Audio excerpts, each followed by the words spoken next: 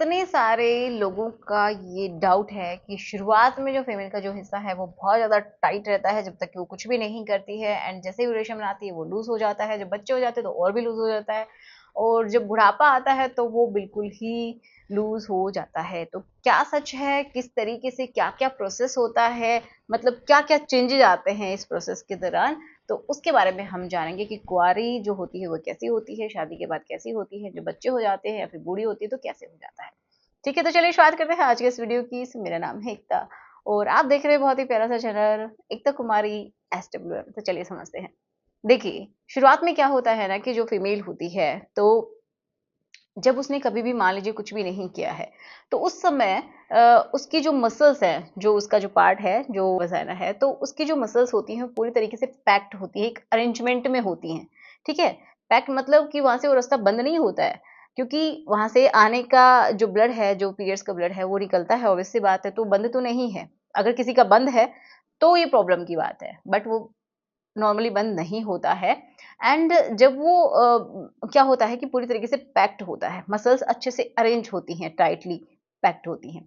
तो जब वो शुरू में करती है तो एक तो मसल्स का अरेंजमेंट गड़बड़ होता है, थोड़ा सा इधर उधर होना पड़ता है जब भी मेल का पार्ट वहां पे एंटर करता है, तो उनका अरेंजमेंट चेंज होता है।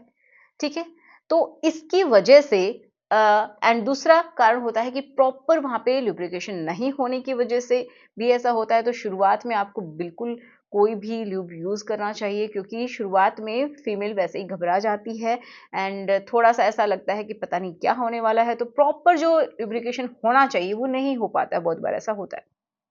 ठीक है, जिसकी वजह से घर्षण ज़्यादा होता है एंड उनको मेल को लगता है कि बहुत ज़्यादा टाइट है, कभी-कभी तो एंटर कराना भी बहुत मुश्किल हो जाता है शुरुआत में। एंड रही बात जो हाइमन होता है वहाँ की, तो आज हम उसकी बात नहीं करेंगे ज़्यादा डिटेल में, बट थोड़ा-सा मैं बता देती हूँ कि वहाँ पे हो भी सकता है, नहीं भी हो सकता है। जब आप करते हैं तो साइड में भी हो सकता है, या फिर वहाँ से थोड़ा-सा उसमें कट भी लग सकता है, ऐसा भी हो सकता है। ठीक है? तो ये होता है हाइमन। अब देखो उस समय उनको टाइट लगता है, फिर बात करते हैं मेल की कि धीरे-धीरे, धीरे-धीरे क्या हो जाता है कि उनको दोनों को ही नॉर्मल लगता है, वो टाइट ज़्यादा फ़ील नहीं होता है। शुरू जैसी फ़ीलिंग, मतलब शुरुआत जैसी फ़ीलिंग नहीं आ पाती। तो ऐसा क्यों होता है? तो देखिए, जब आप शुरू में करते हैं तो आप दोनों की ही बॉडी एक-दूसरे के लिए अनजान है, ठीक है?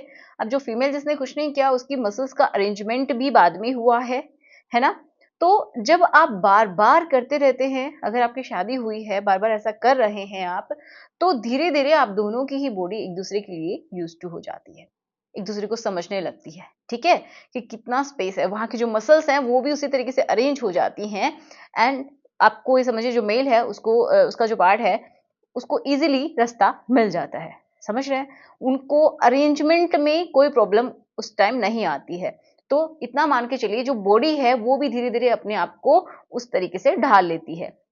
लूज होने की बात रही ये कि उस समय लूज नहीं होती है, लेकिन लुब्रिकेशन अच्छा हो जाता है एंड जो फीमेल का जो वजाइना है एक ट्यूब लाइक स्ट्रक्चर है, तो अंदर की तरफ वो बढ़ जाती है, साइड में भी थोड़ी सी फैल जाती है, जिसकी वजह से उनको लगता है कि ये लूज होगी, लेकिन नहीं, वो अपने आप को अरेंज कर रही है इस प्रोसेस के लिए। ओके, तो ऐसा होता है, चाहे आप एक बार करें, 2 बार करें, 10 बार करें, 50 बार करें, कितनी भी बार अगर आप कर चुके हैं तो भी वो लूज नहीं होती है। ठीक है, क्योंकि वो बहुत ही ज्यादा स्ट्रेच हो सकती है, बहुत ज्यादा स्ट्रेच हो सकती है, इतनी स्ट्रोंग होती है वहां की मसल्स। अब बात करते हैं कि जब बच्चा हो जाता है तो उसके बाद क्या चेंजेस आते हैं। जब बच्चा हो जाता है तो उसके बाद आपको पता है, अगर आप नॉर्मल तरीके से नॉर्मल डिलीवरी हुई है तो ऑब्वियस सी बात है वहां की जो मसल्स है, कुछ मसल्स टूट जाती हैं, ब्रेक हो जाती हैं, किसी में परमानेंट डैमेज हो जाता है वहां पे, है ना? तो जो परमानेंट डैमेज हो जाता है तो उसकी रिकवरी बहुत बार नहीं हो पाती है। थोड़ा बहुत डैमेज हुआ है तो वापस से कुछ समय लगता है, 1 से 1.5 महीना लगता है, तो उसमें वो अपने आप को रिकवर कर लेती है और उसी शेप में वापस से आ जाती है। तो ऐसा माना जाता है कि 90 टू 95% जो फीमेल का जो पार्ट होता है वो वैसा ही हो जाता है। वो उसी अपनी जो एक शेप होती है उसी में वो लौट आती है। लेकिन जब मल्टीपल डिलीवरी होती हैं तो ऐसा नहीं हो पाता है। बार-बार जो मसल्स ब्रेक होती रहती हैं और उम्र के साथ भी वो क्या होती हैं, खिंच-खिंच के वो टूटने भी लगती हैं। जब मसल्स ज़्यादा टूट जाती हैं तो ऑब्वियस सी बात है आपकी वहाँ की इलास्टिसिटी कम हो जाती है। ठीक है? तो उसके बाद आपको लग सकता है कि यहाँ का जो टाइटनेस वो कम हो गई है। इसके बाद हो सकता है जब ज़्यादा बार ऐसे हुआ हो। एक बार अगर एक बच्चा हुआ है तो इतना कुछ फील नहीं होता है, क्योंकि लगभग उसी शेप में वो आ जाती है। अब बात करते हैं जब कोई फीमेल, ये समझिए जो बुढ़ापा की तरफ पहुंच रही है, मतलब वो मेनोपॉज की तरफ पहुंच रही है, उसके पीरियड्स बंद हो गए हैं, तो उसके बाद क्या होता है कि बहुत सारी फीमेल्स में वहाँ का ये एक हमारा जो हार्मोन होता है एस्ट्रोजन, वो बनना कम हो जाता है। जब वो कम हो जाता है तो ऑब्वियस सी बात है, वहाँ पे भी मसल्स होती हैं, तो वहाँ की जो फर्मनेस है वो कम हो जाती है।